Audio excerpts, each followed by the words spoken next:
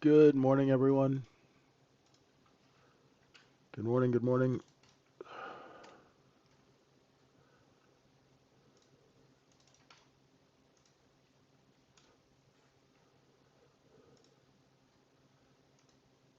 Hey, Kev, Ronan, Miran, how are you guys doing? Oh, hey, Badir, how are you? Welcome to the folks joining us on YouTube.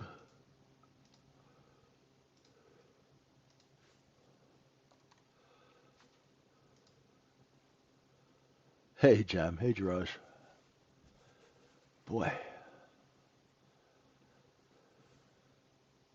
Hey, Ed, how you doing?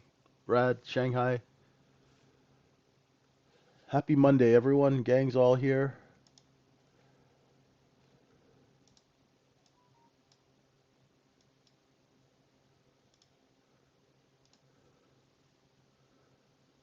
Hey, Biko. Hey, I'm listening. Stuart, what's up? I have not had any tea at all. I can't make tea to save my life. It just does not turn out right. I'm gonna have to go down to Yorkshire and get a proper lesson. Hey, Attila, what's going on? Oh, so welcome everyone to the tradingsyndicate.org. I'm JJ, and we do this twice a day. We are here every morning at 7:30 a.m., and that's London time, GMT, and then 9 a.m. Eastern time for the New York Open. So the GMT time, that 7:30 in the morning is 2:30 in the morning in New York. So I do that for the folks in Europe and the insomniacs. Tea and Jack Daniels. That sounds good. I am listening. Hey, Charles, how are you? Oh, man. Yeah, I apologize if I sound like Donald Duck. I still have this flu. Kind of, it just won't go away. Hopefully tomorrow, by tomorrow, I'll be back to full speed. I have not traded since last week, maybe Thursday when I started getting sick. So, but I'll walk you through this market today, and we will dig in and see what's shaking. Hey, Dave.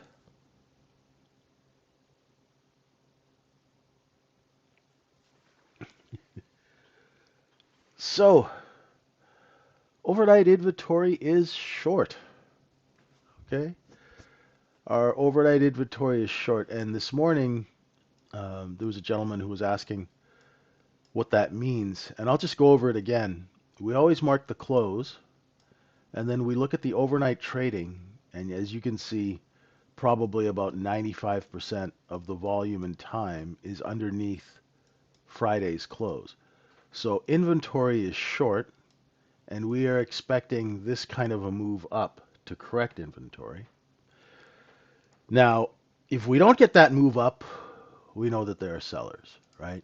So if inventory was long, it would be above the close and we'd be looking for a move down. And if we didn't go and move down, we know that there are strong bids here and the sellers see buyers and they're raising price. So right now, there's some interesting things in profile that we can show you. You can see very clearly in this market profile that this is where the bulk of the inventory in the overnight is. We did a look below and fail of Friday's low. So there are buyers down here. Okay. There are sellers up here between 69.80 and 69.92. These are what we call single prints. You'll notice the single row of letters. If I switch this to letters, that is an area of supply. So if the market runs out of supply, it will go back up over 69.83. And think of this as a storage room that has ES contracts. So if we run out of contracts, we'll go up and into this area again. Hey, Randy, how you doing? So that's what we're looking for. And when we go into the 1 minute candle chart, so this is basically telling us, so we're traders, right? What are we trading? We're trading ES contracts. So it's kind of a good thing to know where the market is pricing them, right? So we had a distribution up here. Hey, Jonathan, how you doing?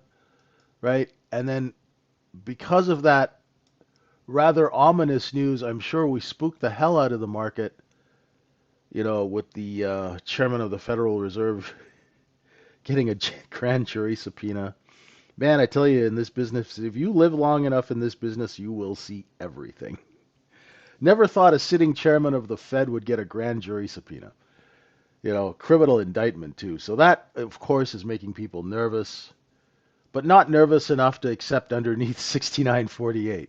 That's the funny thing about this market. Because this market has limited supply, and those of you in the room, I've gone through this and taught this, and I teach it all the time. So we're right in this area here of cost basis, right?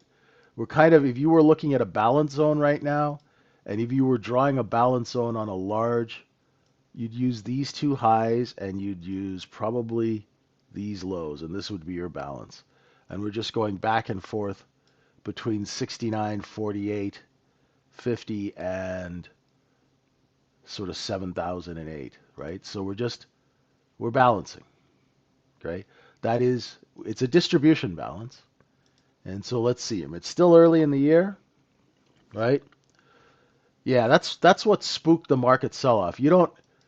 I have never seen a sitting Federal Reserve chairman get a grand jury subpoena. That is that's pretty heavy, right?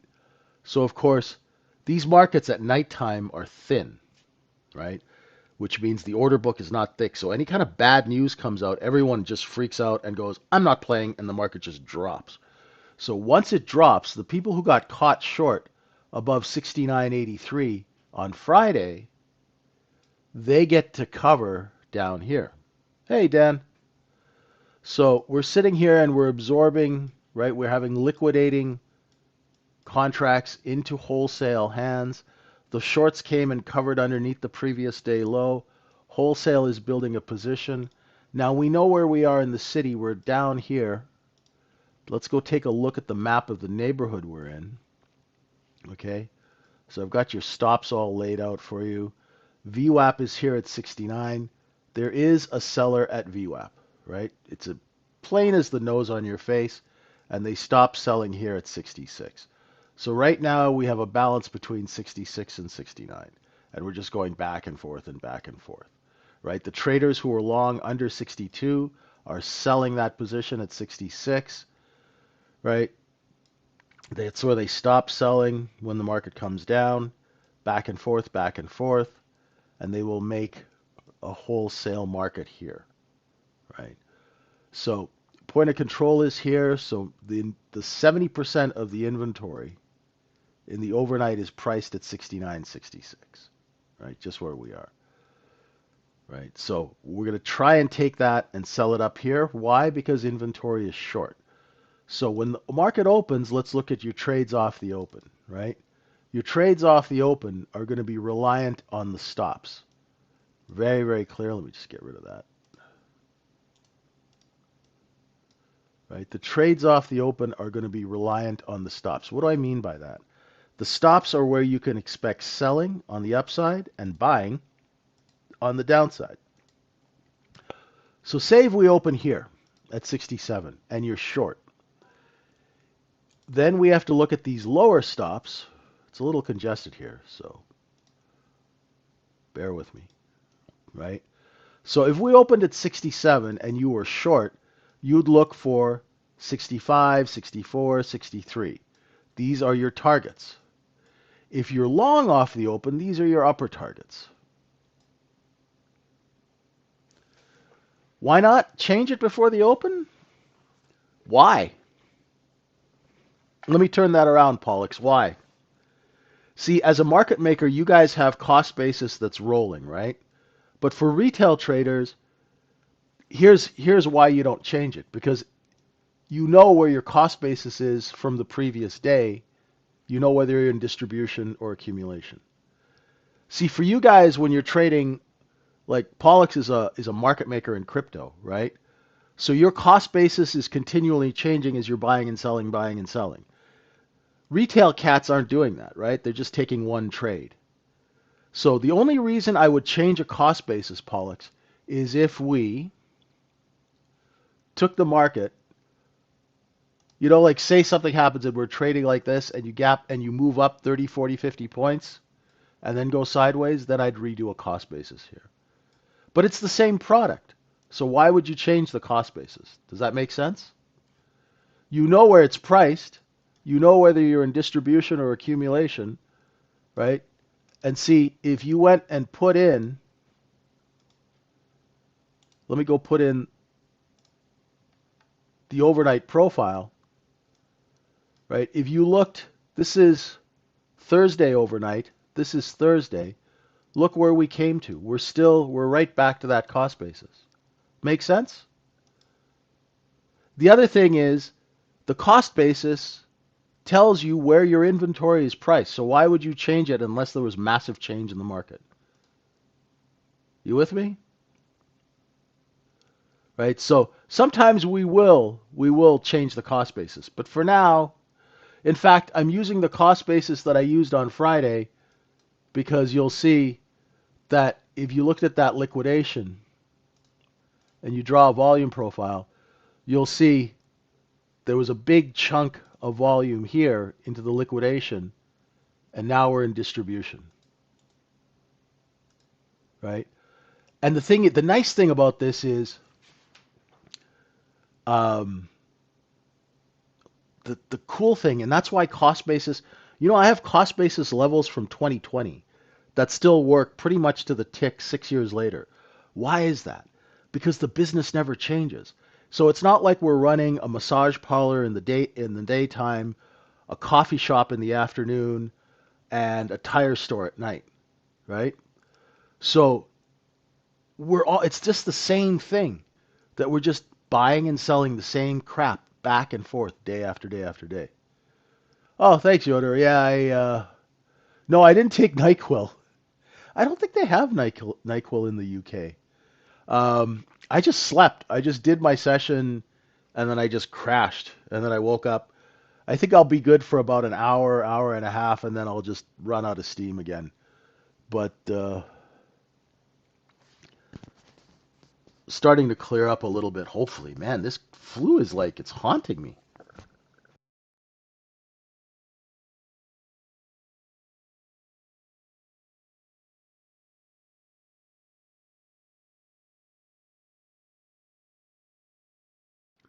If you don't hear me say anything for a couple of seconds, I'll mute myself if I cough. Right? So, just so you know.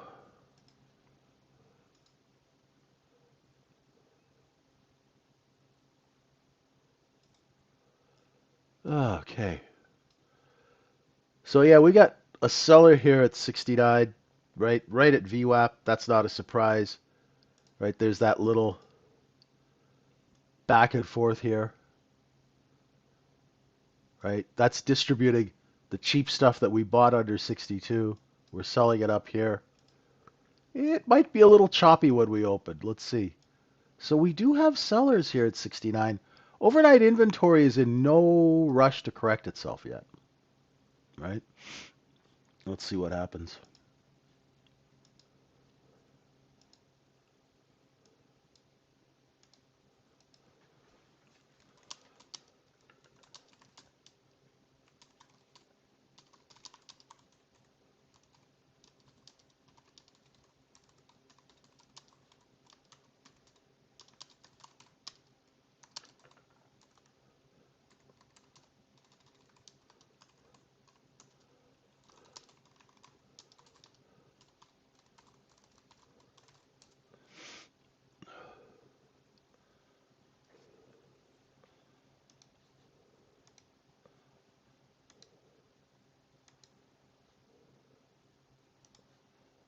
Okay.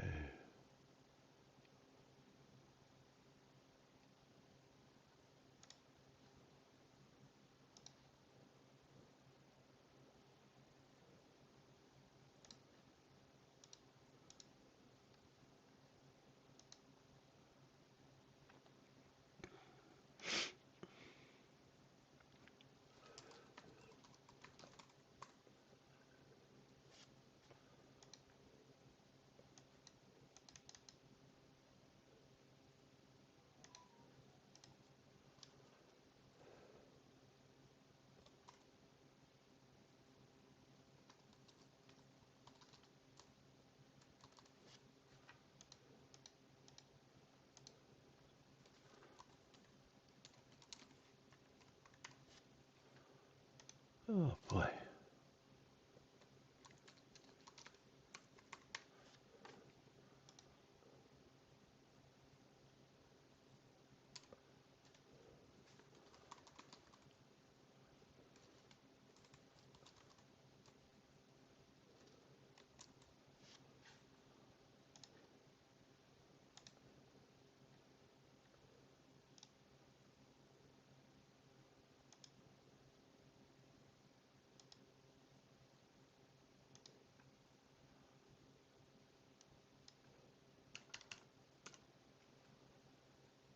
Okay, let's see.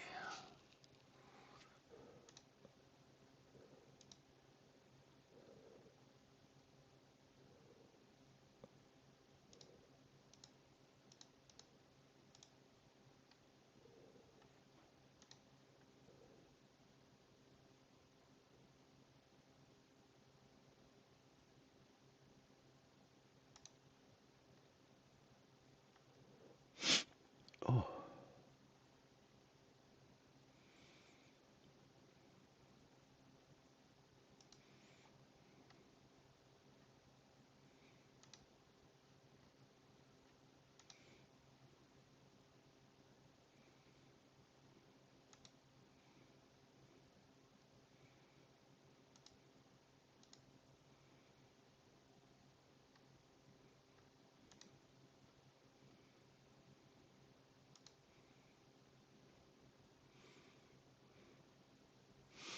okay.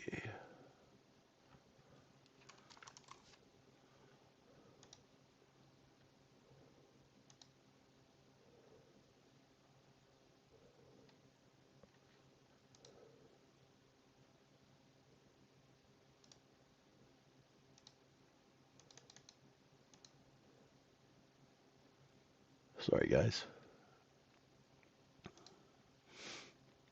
Oh.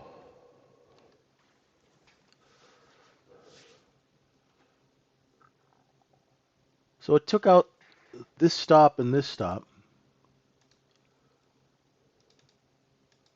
and then rotated right back up. So right now, you guys know that there are bids here. There are bids at 69.65. So if you're a short seller and you see that there, are bids, then you know not to, that's where you should be covering, right?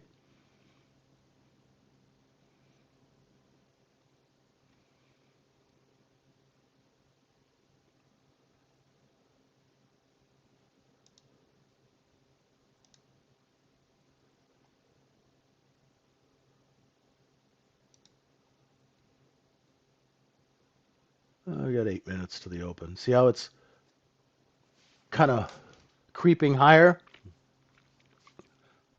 Excuse me. Oh, boy.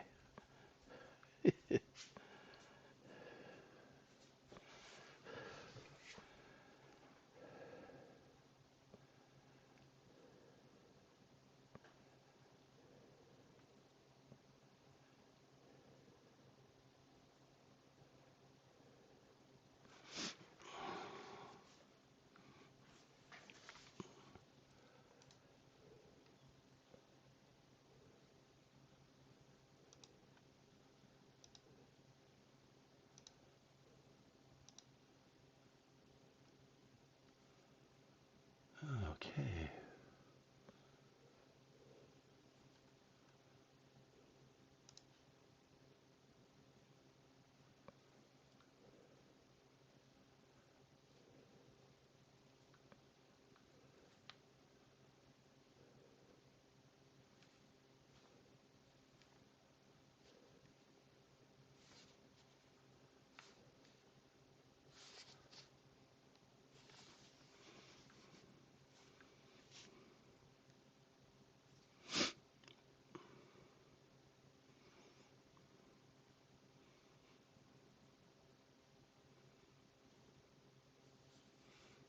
Okay, folks.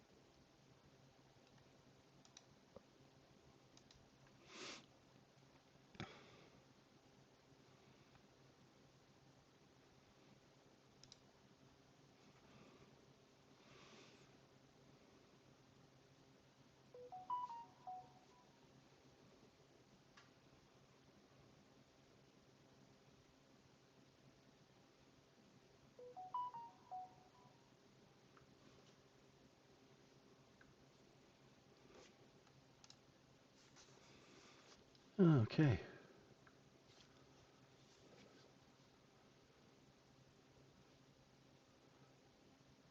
Yeah, it's pretty choppy. Pretty choppy.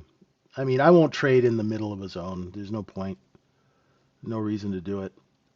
I mean, I'll wait for a look below and fail of 62. Right here,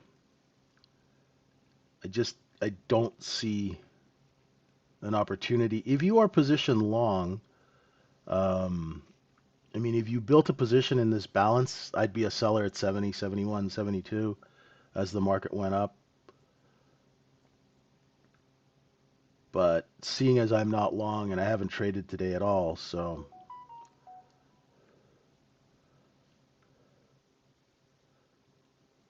best to just chill out.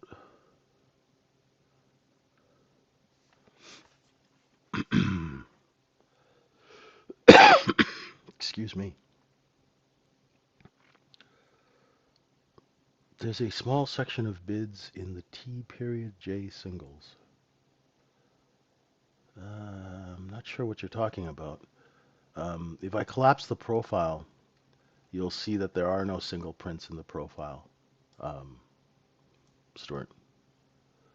There's single prints here above us, but from here down, you'll see there's no single prints. It's a little it's a little confusing when you split the profile. It kind of looks like single prints, maybe like right here.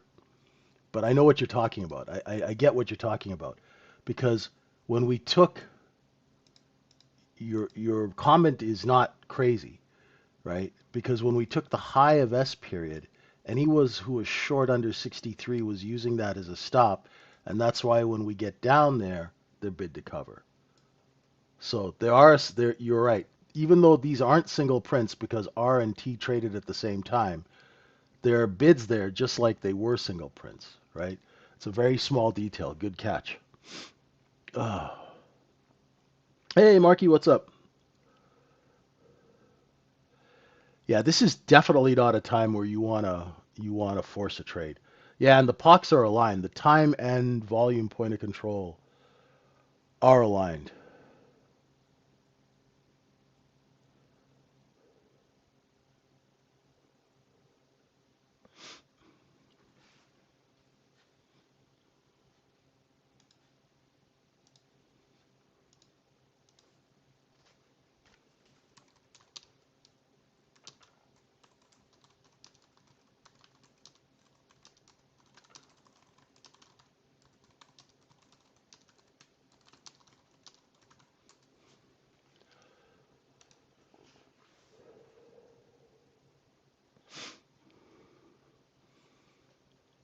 Hey, Tim, how you doing? Hope you had a good weekend. Yeah, a little bit slow at the open. It's gonna be all right. It's gonna be choppy. You know, you could. That's the beautiful thing about the 1 minute candle chart. It tells you where the sellers and the buyer, and you could see where the sellers are, right? And this is where they stop selling. Why do they stop selling? Because there's buyers here, unfilled buy orders. Now, if we run out of buyers, we're gonna have to go and tap this thing down to 62 and come back to that little cost basis there. Let's see. So there is a pre-market seller. 2 minutes before the open, someone is a little heavy-handed on the sell.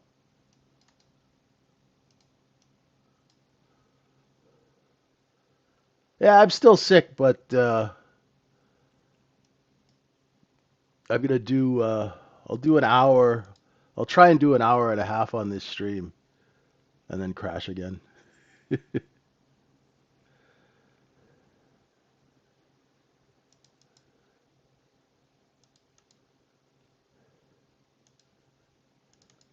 I see silver is up nicely now. Jeez, silver and gold.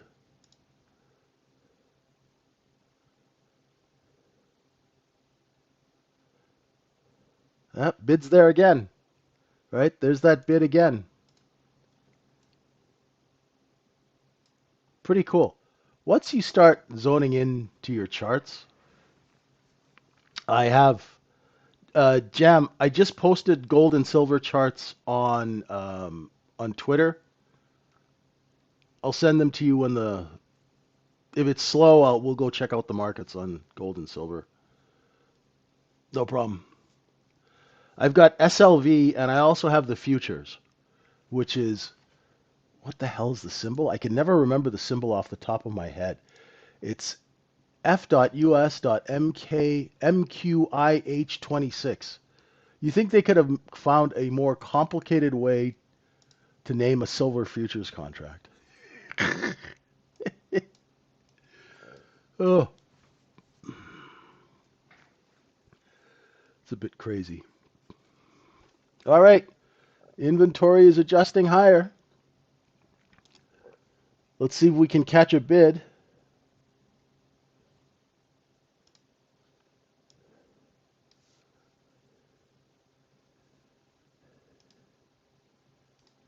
If you are long, there's going to be some sellers right before 70. So, and if we do get above that 69.70, there are sellers up here just at 74. I'm just long one micro at 70. I'm out at 74, just on one micro, right? And I saw that. I wasn't really going to trade today, but that was just too obvious. Excuse me. That was so obvious. Took that stop. If we accept above 74.5, we'll look for 77.5. Let's see if we backfill. Remember, inventory is short. Oh. Ah, what the heck? One micro. I got to participate, right? Otherwise, you guys feel lonely if I'm not trading. All right, let's see if we can blast past. There we go. Take those stops. So we're sweeping the book. Looking for 77.75 is our next target.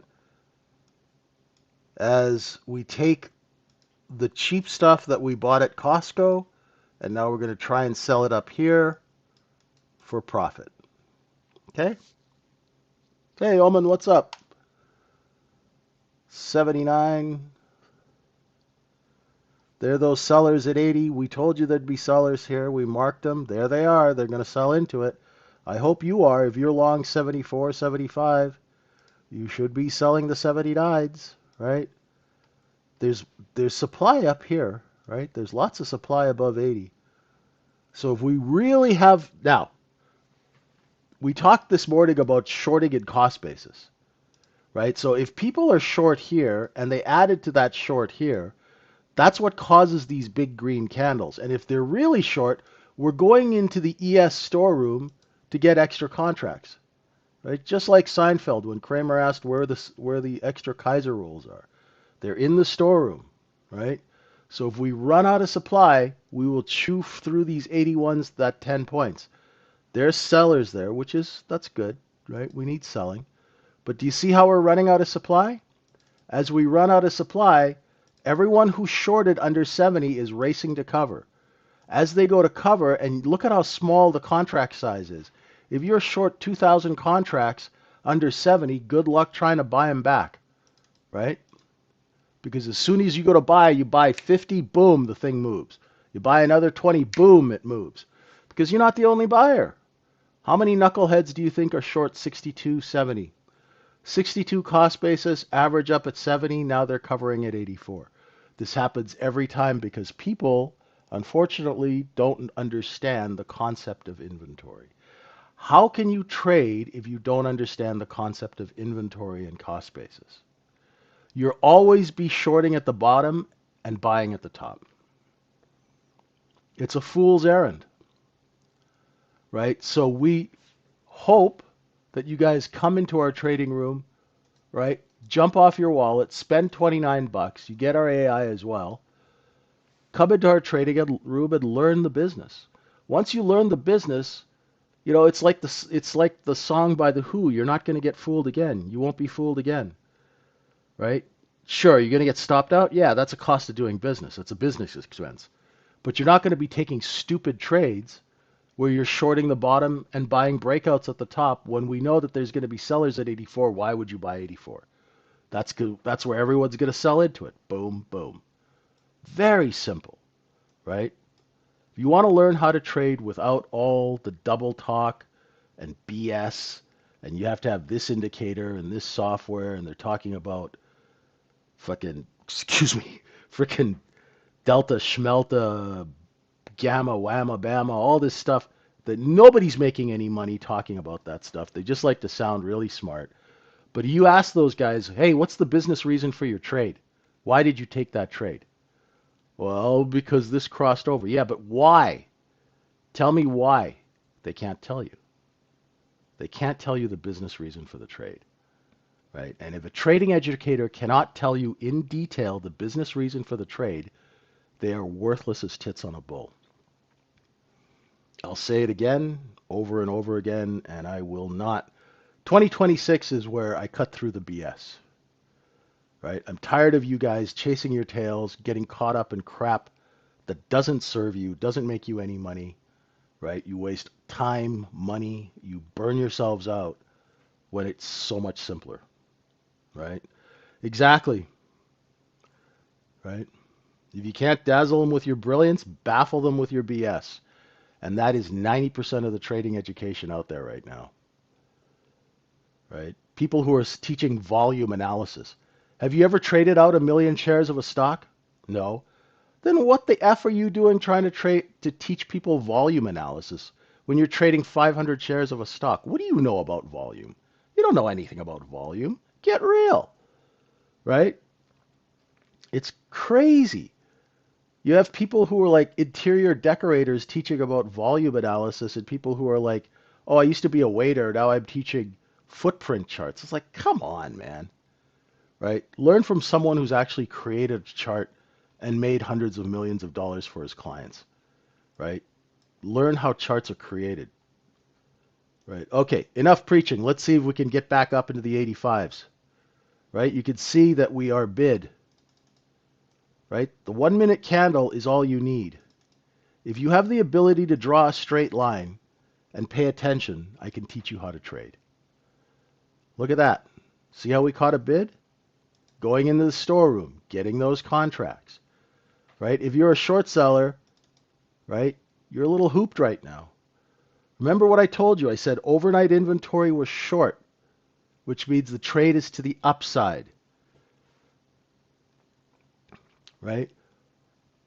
If you want to look at it another way, the smart money traders got all the cheap stuff underneath 69.70, right? And when the market opens, all the cheap stuff, all the really good cheap deals are gone. Let's see if 87.5 works.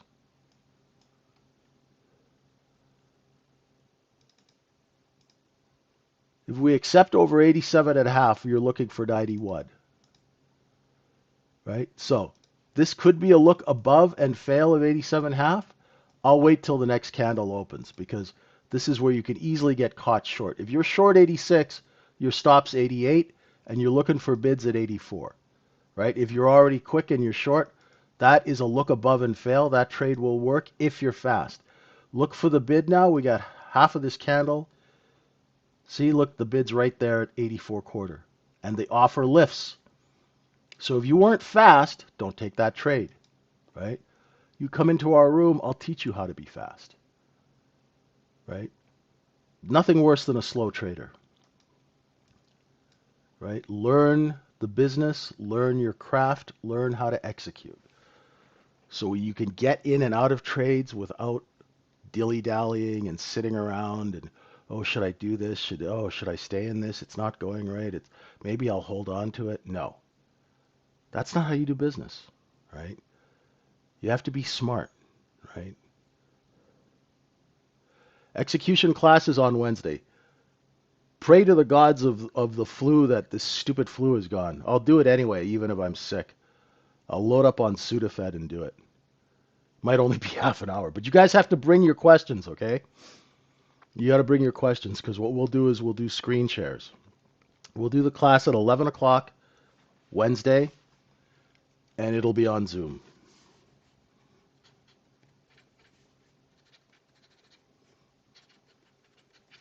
And for people who are watching on YouTube, usually every week, on Wednesdays at 11 o'clock, we like to do what we call a price action lab or an execution class, where we teach people how to execute. See, that look below and fail only worked for a couple of points. That's why I wanted to wait till the next candle, and that next candle is now above 87.5.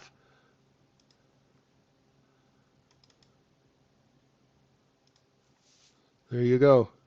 It will be recorded and put in the room. Almost filled them.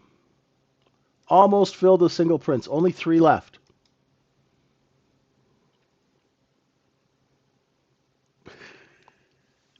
I can, Ed. I can also teach you how to trade while you're on a surfboard or a skateboard, sorry. Changing the name of the class? What do you want me to call it, Hex? Hexecution? It's an execution class. What do you want me to call it? Underwater basket weaving at 11 o'clock? Okay, we'll call it underwater basket weaving. All right? You happy now?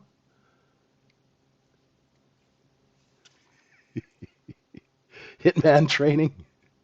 That's good.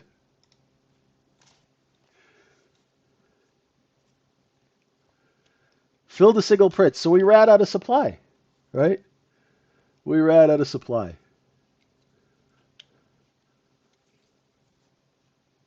Well, that's what I do. I train you guys to be life takers and heartbreakers, just like Heartbreak Ridge, right?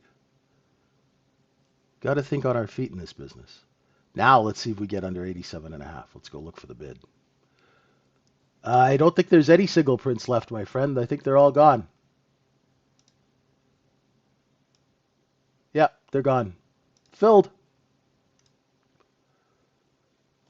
So we'll backfill off that 91. Let's see where the bid is. Sorry, my screen might be a little small if you're watching on a phone or something.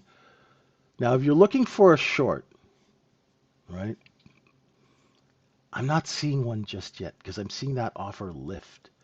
The other thing is we have, where's our fresh meat shorts? The fresh meat shorts are right here and here, right? The bottom of these candles here. So that's fresh meat 1, 2, 3, 4. That's where people have initiated short, and that's where their bids are to cover, right? So that's the nice thing about the candles. It'll tell you where the latest suckers are, right? That's why I'm not calling out a short yet, because we are still correcting inventory.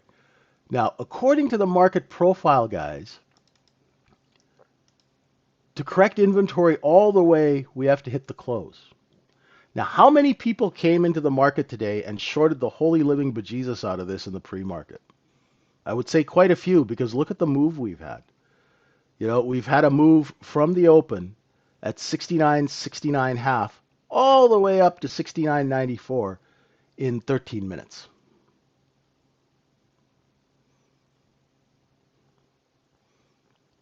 So had you been listening to me, you wouldn't have been shorting the open, right?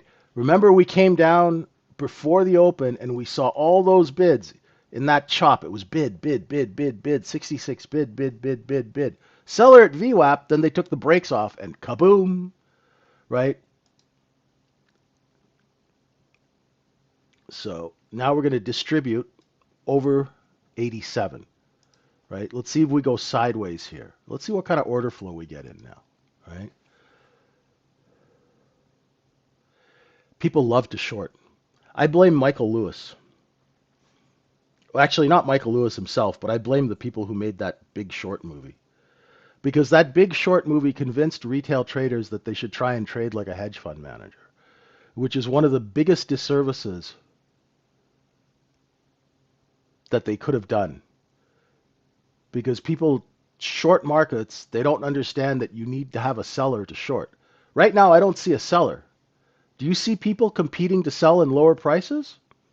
We're in the front end of this move. What's the point of shorting the front end of the move?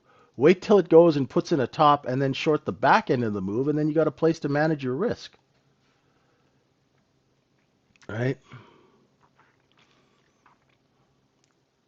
The more people short it, the higher it goes. That's simple market mechanics. And unfortunately, I'm the only trading room that I know of that teaches people how the mechanics of the market work because I was a market mechanic. People would hire me to go clean up a stock after it had been polluted or diluted. They'd hire me to, trade out their IPO stocks. They'd hire me to make a market and create charts. So the mechanics of this business, I am intimately familiar with. It's the only thing I do properly, right? See how they found the bid at 69.90? The offer lifts. If you are a new trader, you want to watch the offer. The offer is that red line. The bid is the green line. The bid will follow the offer when prices are being raised. So if the sellers see a bunch of buyers here, they will raise the price to get them to, to chase. If the sellers see that we've run out of buyers, that offer will start moving lower. And then the tops of the candles, the high will get lower as the sellers compete. So this is now the back end of the move. It's a backfill. Let's see where they find the bid. Nice work, Mike. Nice work. So there's a 90 bid. Now let's see if that seller at 94, 95 is still there. Otherwise, we'll just go back and forth like this. The shorts will hold the bid, and the wholesalers will get rid of their inventory from here, here, and here, up here. It's a beautiful day for wholesale.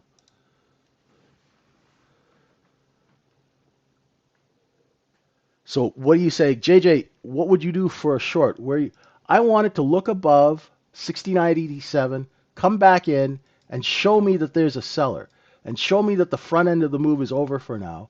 I'll sell 86, 85, put my stop at 87, and cover some at 83, 82, 81.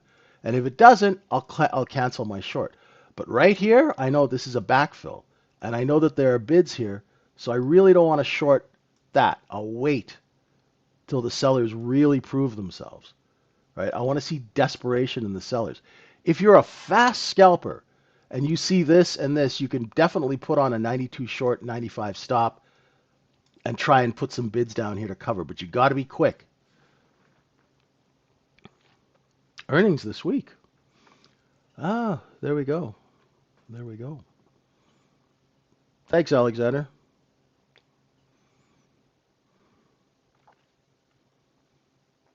Now watch the offer. See how it's moving higher? See, they found suckers, so they're going to try and get them to chase price up, but it hit 91 3/4 to the tick. Now wait for the next candle to open and see what the sellers are telling you. The sellers are going to tell you everything, okay? They're going to tell you whether there's buyers. How? Because they'll raise price. If there's no buyers, the sellers will lower price. It's really simple, right? See how they're raising price, right? They took it up to 95, then they put it on sale, and when they put it on sale, that brought in buying, so they're going to raise price. It's just commerce, my friends. It's just commerce. Oh. Beautiful distribution. Beautiful distribution, right?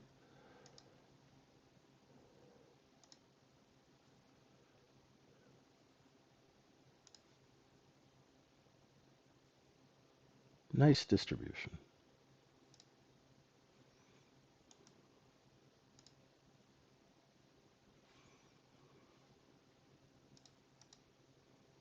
Still haven't corrected inventory fully, but that's okay.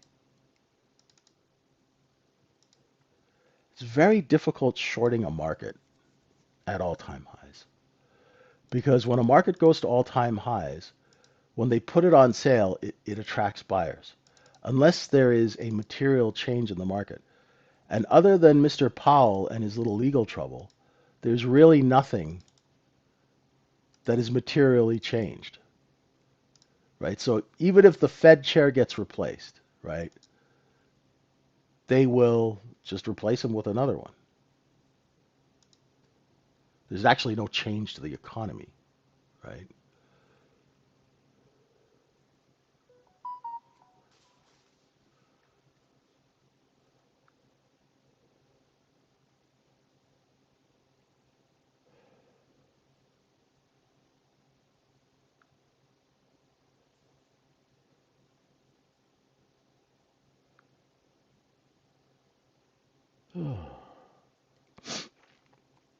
Excuse me.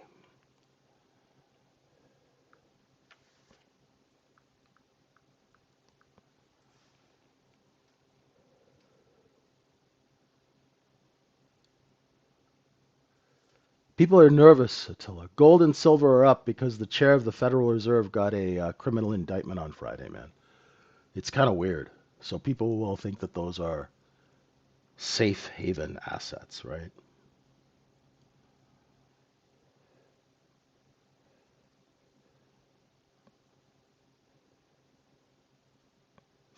Excuse me. Sorry, folks.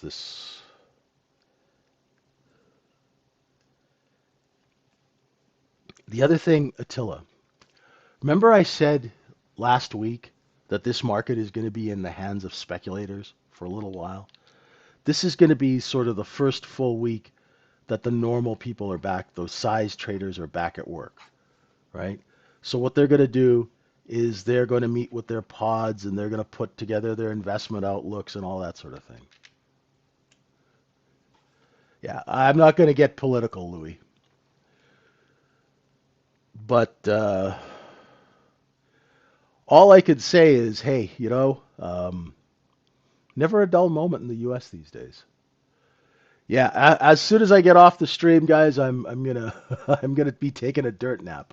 All right, here we go. We're gunning for that 99 and three quarters stop. 7,000 is a nice round number. Let's see if we have some selling once we get to this level. Okay.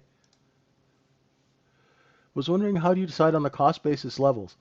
Philip, what we do is we do them every morning. We do them every morning, and I have videos. I have like 400 videos on this YouTube channel where I show you guys how to do it. So what we do is we look for a cost basis after a market is sold off. You look for a buyer and a seller, and you look for that ranging back and forth, and then we double it to the upside, double it to the downside, profit zone, discount zone, right? Now the cost basis will be different depending on, say if we have a 200 point range, sometimes those it'll be like 8 points or 10 points, right? But generally our ranges, my usual cost basis ranges are about 4 to 7 points lately, right? There you go. Let's see, 10 a.m. Reversal. Stort, the short sellers are praying for a 10 a.m. Reversal right now. I hope they get one. So we pierce 7,000. There's some selling at 7,000, which is healthy, right? Let's see if you get that 10 a.m. reversal.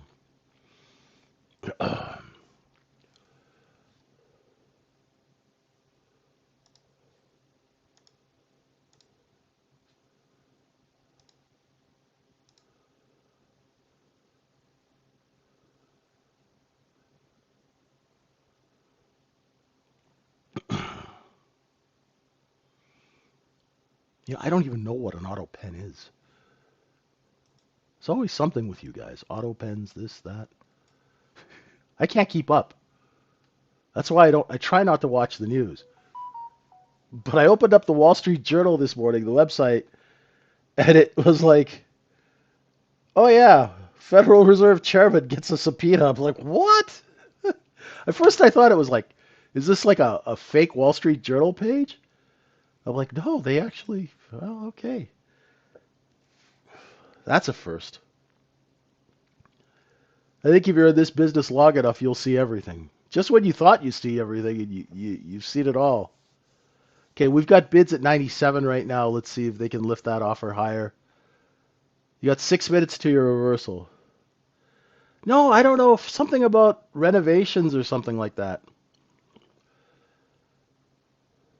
Anyway, it was enough to spook a sell-off in Globex, right? Here's the thing about the ES. Anytime you get any bad news like that, nobody wants to buy, right? Because smart money's like, get away from me with that, right? Yeah, so I really don't know the specifics.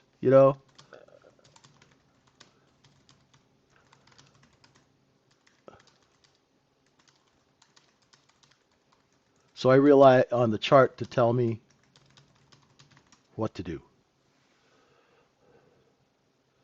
And I've been telling you guys every day now for months, and ladies, that, okay, we're looking for 7,002. We accept over 7,000.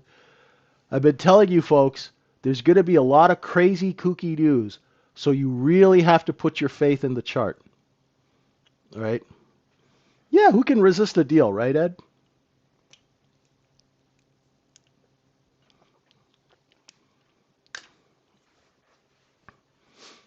All right, so we do have a seller at 7,000 for now. Remember, folks, the inventory is now underneath us, eh? Right, so there might be a correction, but this is where the inventory of the overnight is. It's underneath us. So now we are in distribution, right?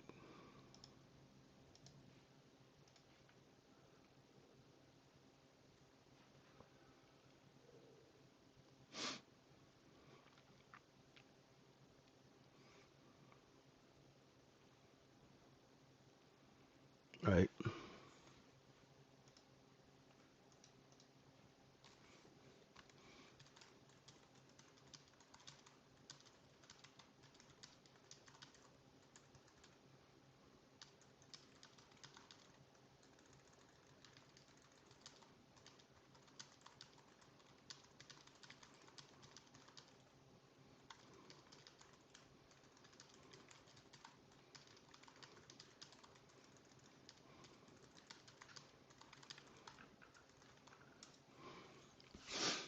Okay. Oh, this is like a long A period, isn't it? Yeah, the charts never lie. There's some good short covering under 69.98. Look at the point of controls right there. Got some size. The chart will tell you everything you need to know. The chart is telling you that there are sellers at 7,000, but they stopped selling at 97. We're still in A period. Oh, you mean distribution, Dan? And it's not Russian, it's Croatian. I used to have this guy that I used to trade for, and he'd always go, JJ, we need big, big distribution. uh, I miss those guys. Lots of fun.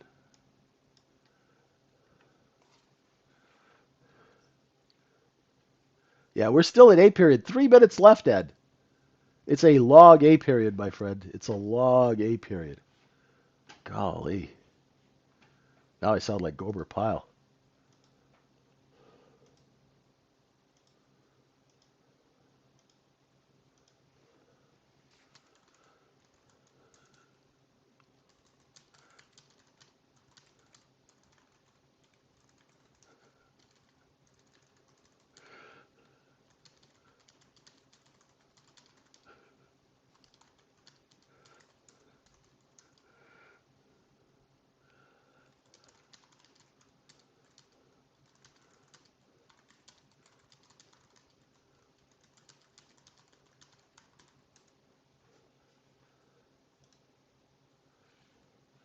See you, Jam. Have a good one. Enjoy your meetings.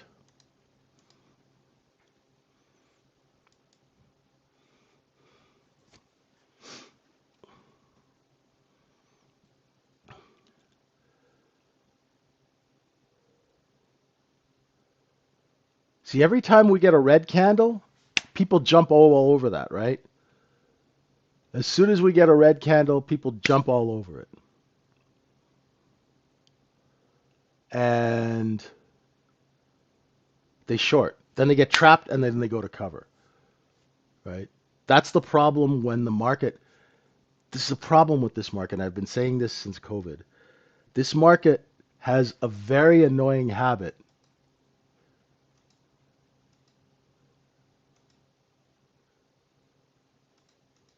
of running out of supply just when everybody gets short, right? Everybody goes and gets short. They're like, oh yeah, it's going to crash. And then next thing you know, it's 6 points higher.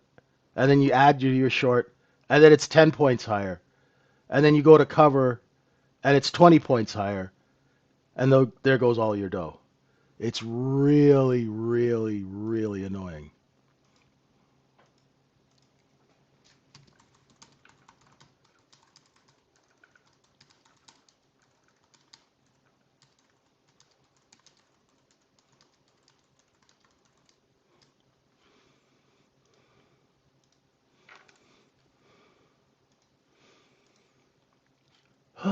Okay, let's see.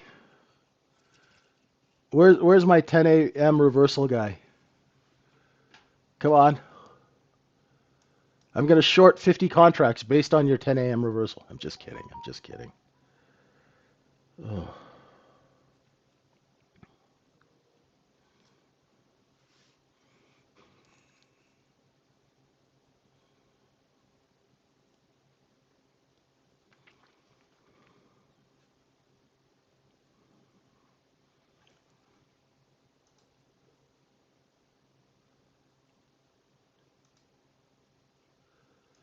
there you go. You got your tea ready? All right, let's go. Come on, sellers. Okay, we got 3 red bars. All right. We got to take out 69. We got to take out 97, okay? Come on, short sellers. Right? So if you're short 7,000, right, your stop's up here, and your first bid's going to be 97 and a half. Come on. There we go. Come on, sell. Be normal. Come on. Share with the sugar bear. Come on. See how they get to that level and they start raising the offer, right? Hey, Doc. I'm not. I don't do a 10 o'clock reversal, but we've got a guy who every day says 10 o'clock reversal, so I'm trying to keep him happy, right?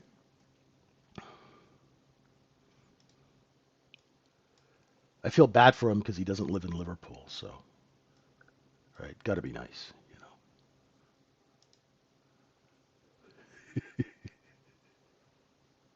you know. How's it going, Doc? Good to see you.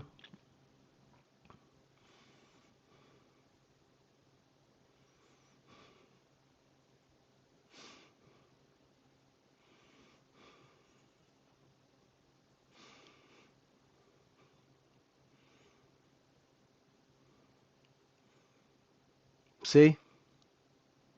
See how it's slowing down? So business is getting slow. Why is it getting slow here? Because traders are like, I don't really want to buy this. And I tried shorting it and I had to cover. So now I think we might just go sideways here for a little bit, maybe between 96 and 7,000, and then see who comes into the store.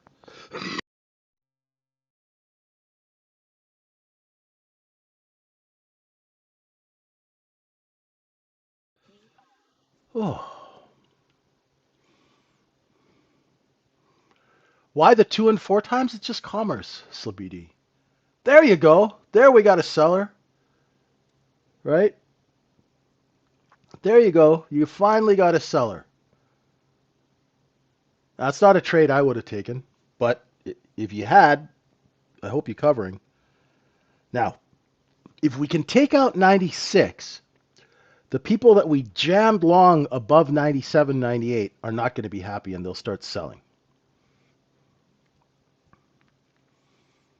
It's just a profit thing, right? 2 times profit, 4 times profit, 8 times profit. It's simple too, right? See, people love to overcomplicate trading. They love it. They love overcomplicating it. I'm like, why? Keep it simple, right? Then you can focus all your energy on execution, which is where you're going to need to focus your energy. Know what I mean?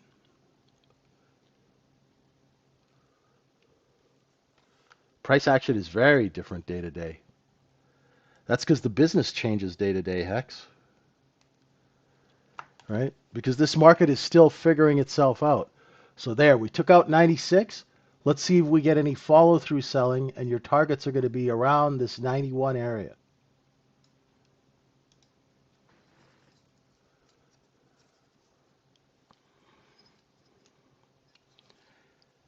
So I didn't come up with the 2 times, 4 times cost basis, right? It was the one thing that Dalton said once, and he never repeated it again, and I hung on to it for dear life. Then I went and actually started looking at why and how this works, and I realized, oh, Jesus, it's all about inventory. So you buy something for $1, you sell it for 2, then you sell it for 4, and if they keep coming, you sell it for 8. It's really not that difficult, you know. And the less you complicate things, the better your execution is going to be because you've done your analysis. Your analysis is simple. So you're not going to be buying it 4 times cost basis, and you're not going to be selling short at negative 4 times discount.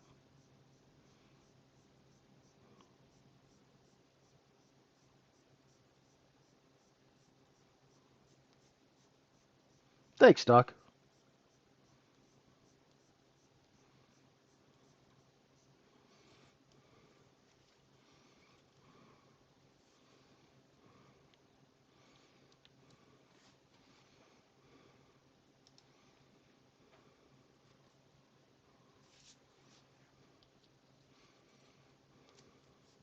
Bids at 96. So now this is going to be a little distribution, right? Maybe we'll have a little back and forth here, right? While we distribute this inventory and this inventory, right? We don't have enough buyers to raise price over 7,002, but we have enough to keep the market over 96 for now, right? Remember, this is a speculative market. So don't be surprised if after they are done distributing, they put it on sale, right? So we didn't get all the way up to the close yet. The developing cost basis is here at 7,000. I like to scalp for a couple of points, Ed, but I will generally, if I'm really on the ball and I don't have to teach anybody, I'll hold for longer. But here's the thing. If I make 3 points, which is 150 bucks, right, on one contract, right, and I do 8 contracts, that's $1,200. So if I do that trade once or twice a day, it pays the bills. You know what I'm saying? I don't like to sit in trades too long. And with this market, you noticed how big the ranges are, right? So I like to get in and out, make my money, and go. See, because the thing is, Ed, I've been trading since 1990. I've been in the business since 93. I was on a desk in 96, and we used to do 300 trades a day. So if you look from 96 up until when I had my heart attack in 2012, I've done millions of trades. So I don't have that compunction. I want to get my money and get out. You know what I mean? Now, if the ranges are a little tighter and I got nobody bugging me, yeah, I'll buy a little position and I'll position trade. Like, I'd buy a chunk down here if I see this, and then I'd sell into strength. But I'm always a seller. I do not like to hold on to inventory for too long. That is just the way I've been trained. Um, I don't like holding on to stock even when I get it for free. Right? I'm a liquidator. I've been in the business for 34 years and I've been a liquidator. So you show me a bid, I'm a seller, right? You call me up and go, JJ, can I show you a bid at 67, 69, 97? I'm like, sold. You're like, I didn't say how much. I'm like, how many you got? I want to buy 10, sold. I want to buy 20, sold. Right? But I will help you if you want to hold for longer. I can help you develop, and we'll be talking about that on Wednesday, how to hold trades longer. I do not recommend holding trades for longer if you are a new trader. Now, you've been trading for a while and you're consistently profitable. So we can work on that. But for people who aren't making $50 to $100 a day, you are not going to be able to hold trades because you don't know what you're doing and you need to develop your skill, right? But definitely it can be done. You can build it up, right? I mean, if you could make a couple of grand a day without having to sit in a trade for hours, it's just knowing when to take the trade, right? How is the SPY? Where is the SPY? Let's go look at the SPY. Did I have it on here?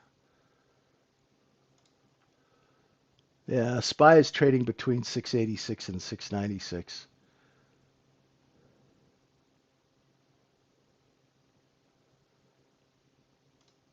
There's silver. I have to clean that chart up. And NASDAQ. NASDAQ. It's kind of at a distribution balance here. Not much going on. All right, let's see. Can we take out that 94 level?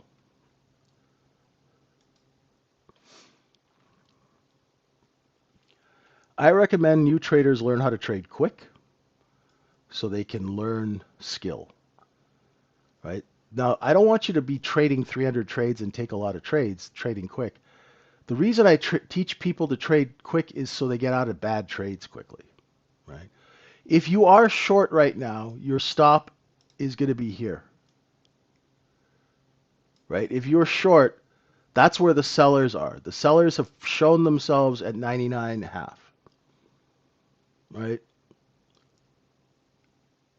So the sellers are here. Now they're lowering price. 20 seconds, the next candles get open.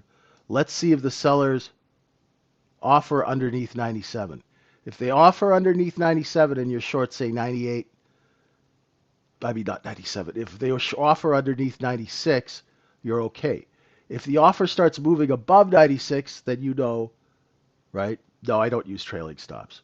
So what I do is if I buy, if the market looks below a level and comes up, I put my buy order here, I put my stop here, and I put my sell orders out. If the market goes and takes my sell orders, great. If it doesn't take my sell orders, I flatten the trade. Very simple. I'm a simple guy, Marky. Very simple, brother. I hate overcomplicating things, right?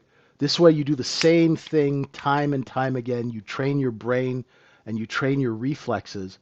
Just like, in a pilot, when a pilot's in a plane and they hit turbulence, he doesn't go, "Oh, okay, I got to move all this stuff." He just acts, right? So I teach you guys how to act when you're in a trade and it starts going against you. You're automatically getting out of a bad situation because you've been trained to do so. That's why people freeze and add to a bad trade because they haven't been trained in the business to understand that that trade's not going to work. See, look, there's our seller. They moved lower. They moved lower. So if you're short 97, 98 against 7,000, right? Put some bids here. Go bid the market here and see if you can get a cover, right? Put your buy orders in so when the market goes down, it hits you. Your buy orders are the best indicator that you have when you're short. So if I had a 93 bid and it didn't get hit, then I know that somebody else is price competing and I might have to go buy 94, 95. See how the offer is moving up? Once it came right to this cost basis. See, we came right to that cost basis, stopped selling. Now, there should be sellers up here at 98. Let's see.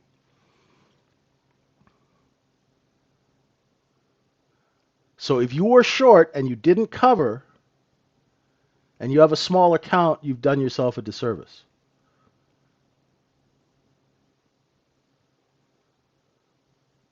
That seller at 98 is still there.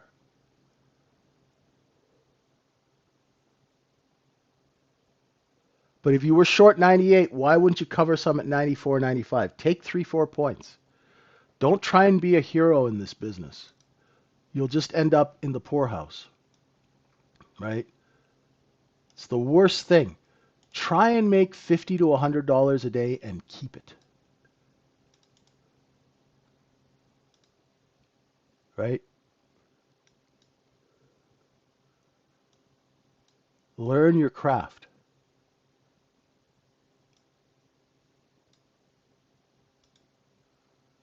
Yeah, Great. The move up is really fast because the shorts had to cover. Now the move down is very slow because the size people who are long under 69.83, they understand that there's a bunch of buyers here. So what you want to do, Dave, if say you had 5,000 contracts to sell, okay?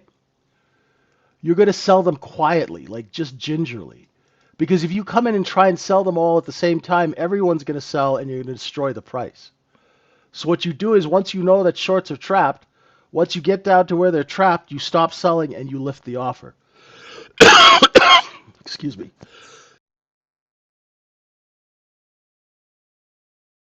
Ugh. Does that make sense? This is what we call distribution, Dave. We are distributing the inventory we acquired under 69.83. We're selling it between 93 and 7,000. Simple. It's a simple business, right? What they've done is they've taken this business and they've overcomplicated it to keep people poor, right? They keep telling you guys, you got to do this, you got to do this, you got to correlate, you got to do that, you got to do this. You guys don't know how to do any of that. So you try and you lose money. And then they go, okay, well, that didn't work. Try this band, and then this band, and then that thing, and then this thing, right? And they keep you hopping around without telling you why you're hopping around or what you should be looking at. I want to cut through all that, right? I want to cut through all of that and give you guys, look, straight goods, right? If the sellers see buyers at 94, they're going to raise price. Wouldn't you? Would you rather, if you had 1,000 contracts, would you rather sell them at 97, 98, or would you rather sell them at 94? It's a pretty simple question, right? It's commerce. And what they've done is they've taken trading and they've taken the commerce out of trading and made it all this gobbledygook so people are confused and they keep paying fees for software that they don't use.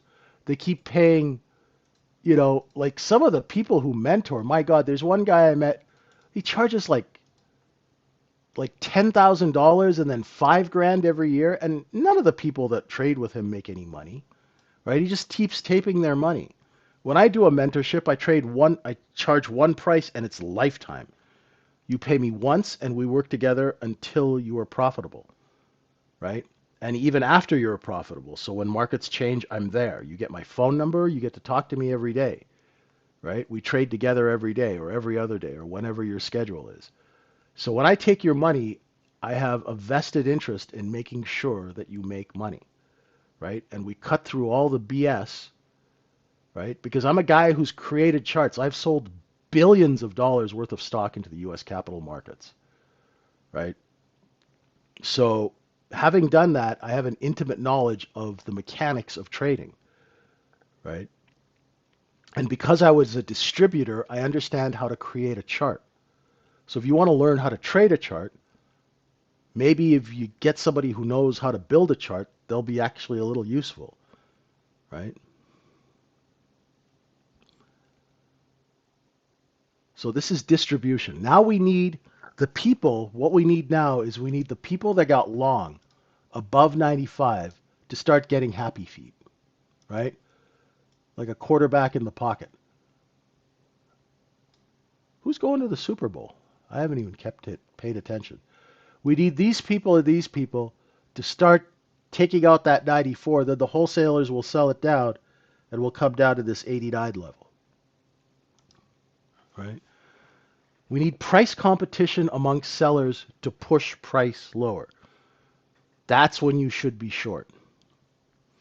And when you're short, you use your buy orders, your covers, to tell you whether your trade is working. So right now, if I was short 97, 98 stop, I'd have some 94 buy orders in. Now, if I'm short 97 and I can't buy back one measly micro at 94, then I know there's no supply. Ah, okay. I haven't kept up with football at all. It's kind of sad.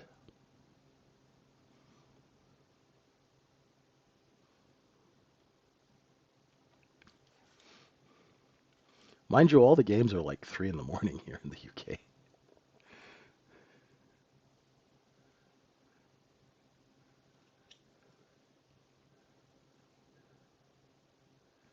So you could see, right, folks? You can see that there's still bids here, right? Look, every time we come to 94, do you guys know what creates support? Support is created by unfilled buy orders. Because the large sellers come down there and go, oh my God, look at all these people. Pretend this is a glass door.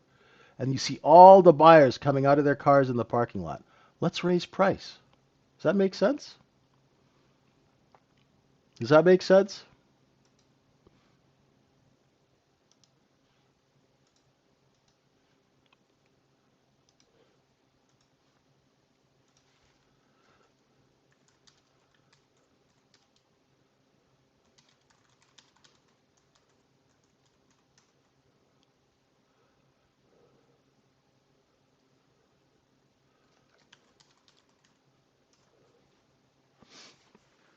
Uh, See now, if the offer lifts above that 98.99,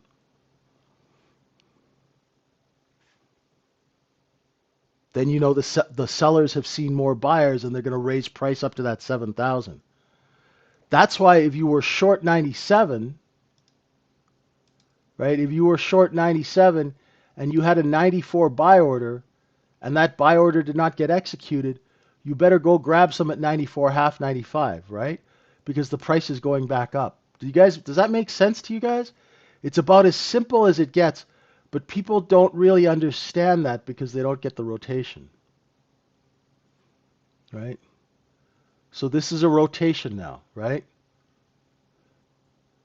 This is a rotation.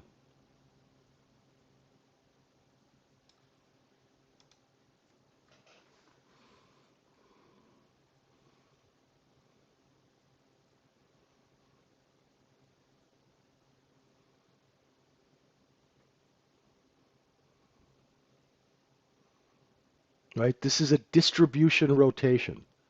This is where we loaded the trucks under 69, 73, 83, and we took it up and we're distributing. Now, how long can we distribute for? Well, that depends on the order flow, right? That depends on the order flow. So if we run out of buyers, we are going to have to put it on sale and bring the price down. Cool. Oh. I'm waiting for a touch of that previous day close too, but the order flow is just a fancy way of saying what kind of customers are we getting coming in, right? So don't be fooled because the order flow is shown on the 1 minute candle chart. You don't need any special sort of software, right? You guys can see like here, the sellers are here and they stop selling here. It's about as simple as it gets. So if you're short here, cover here. If you're long here, sell here. Does that make sense? This is what we call a rotation. And you trade from the outside in. Right? Once you understand the concept of rotation, you won't be looking for breakouts. You'll trade the rotation, make your money, and then let the suckers try and get the breakout. Now, every once in a while, a breakout will work, right? But breakouts are generally sold into in these markets because, what is it, 80% of the time these markets are rotational and then they're trend. Remember, we are still inside Friday's range.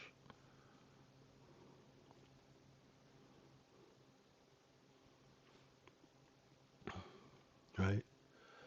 Yeah. The best order flow software is a 1 minute candle chart. It'll tell you everything you need to know. Oh, that's beautiful, Raj. Made your money. Take the money and run. Love to see it. Beautiful. Beautiful, beautiful. That's what I like to see.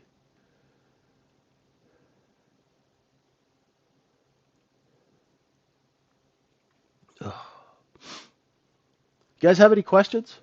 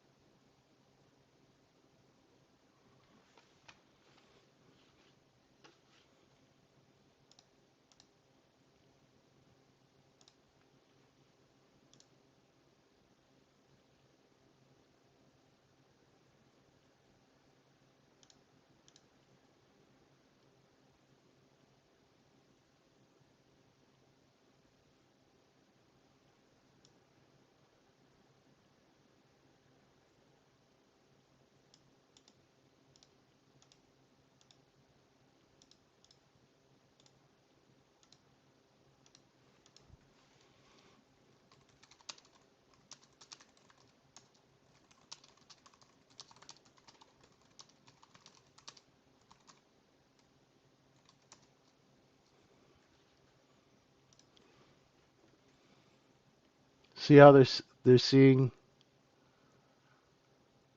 buyers and they're raising price? There you go. Breakout C, Dan, the thing is, and you'll learn this with me where I will call tomorrow.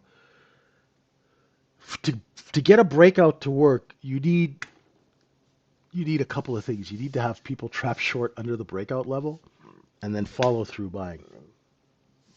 But large size traders always sell into a breakout.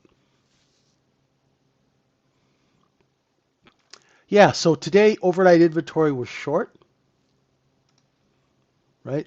Here was the close of Friday, and here's all the overnight inventories underneath it. So the move was here. Very simple.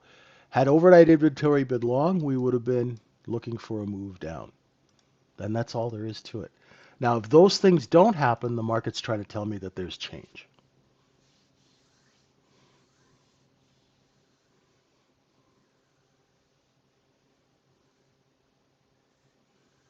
Each open is different. That's why we have to use the levels I am listening. Right? That's why we do the same thing every day. We look at everything the same every day. I do look at zones on other time frames, Dave, but when I'm trading, I want to look at the least amount of stuff possible, right? Because it's all about focus, right? So I won't, I look at 5 minute charts and 15 minute charts just to see, like expand it out, look at the different time frames, look at the inventory. But when I'm trading, TPO chart on one side, map of the city, 1 minute chart, map of the neighborhood, right? So things are interesting, Dave, but for execution, right, especially for us old guys, I want to look at one thing, and I'm watching the offer, right? I'm watching this, and I'm watching the offer, right? So the less I need to look at, the better. How do you identify fast versus slow markets? By how fast they're trading.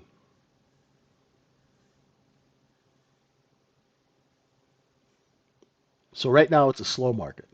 The other thing is candle size. Big candles, big orders. Small candles grouped together in chop, slow market. So you just started with us a little while ago, sir. As you're with us longer, you'll get a sense of that. The other thing you can do is if you want to use the time and sales, you could use the time and sales like a speedometer. If it's moving really fast, then the market's moving fast. But if it trades and stops, and trades and stops, like at Globex is slow, then see how it stopped and then it trades, and then it stops, and then it trades, slower market.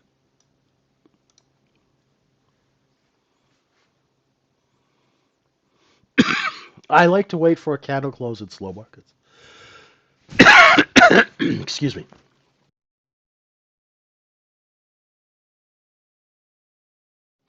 In a perfect world, I'd like to wait for that candle to close before I jump in. Sometimes in fast markets, you either got to jump in and take it, otherwise you'll miss it. And I'm okay with missing trades because there's always another one, right? It's not a big deal. Sometimes you're like, ah, oh, damn, I wish I had that caught that one, and that's natural, right? But you know, once you do this for a long period of time, missing trades is just like it's not a big deal. It's like, oh, okay, I missed a trade, no big deal, right?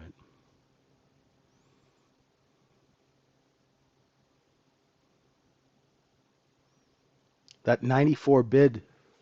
Remember, I was telling you the bids were at 94, right? Now that bid has moved up here to 96, 97, right? You see how the bid has moved up? So that means the sellers have seen buyers and they've raised price, and the buyers have followed price up. Cool. All right, folks, thanks for being with me. Have a wonderful, wonderful morning. And I will see you all tomorrow. Have a great day. I am going to go take a dirt nap and rest my voice. Hopefully, I can get rid of this stupid thing. I'll see you guys tomorrow. Guys, in my coaching, I won't be doing any one-on-ones today. If you have questions, please DM me. You guys all have my phone number too. I'll get back to you as soon as I can, and we'll see you tomorrow.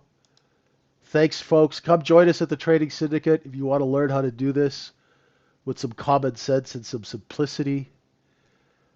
I'm JJ. Thank you very much. Thanks, Miko. Thanks, Alexander, and all the folks in the room. And remember, please don't take candy from strange market makers. We'll see you tomorrow morning, bright and early at 2:30 in the morning, New York time for the Insomniacs, 7:30 for folks in Europe. Bye for now.